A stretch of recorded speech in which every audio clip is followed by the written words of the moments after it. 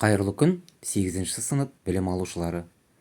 Қазақстан тарихы пәнінен қарастыратын кезекті сабағымызда Қазақстандағы 1920-1930 жылдардағы индустрияландыру тақырыбын қорытындылап, индустрияландырудың жетістіктері мен кемшіліктерін таразылайтын боламыз. Тапсырма. Деректерді оқып, индустрияландыру жылдарындағы қазақ жұмысшыларының әлеуметтік жағдайына сараптама жасаңыздар.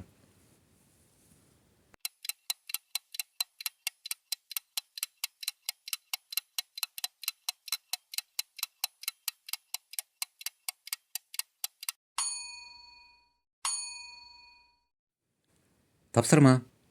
Берілген кесте мен диаграммадағы ақпаратты салыстырып, өндіріс мамандарының құрамын зерделеңіздер. Білікті мамандар арасында жергілікті ұлт кадрларының үлесі қандай болды? Себептерін түсіндіріңіздер.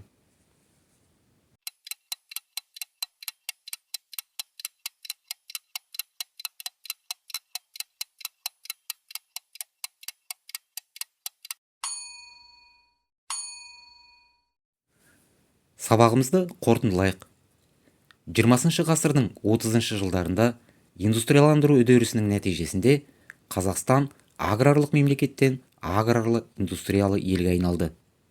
Неліктен Қазақстанда индустрияландыру кезеңінде дайын өнім шығаратын зауыт, фабрикалар аз салынды? Бұл қазіргі ел экономикасына қалай әсер етуде? Индустрияландырудың жетістіктері мен кемшіліктерін атаңыздар.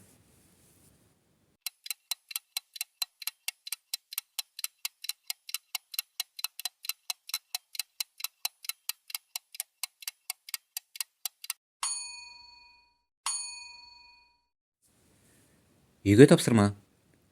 Кестедегі ақпараттарды мұқият оқып, екі кезең аралығындағы өзгеріс пен сабақтастықты талдап, индустрияландырудың жетістіктері мен кемшіліктерін бос ұяшықтарға жазыңыздар.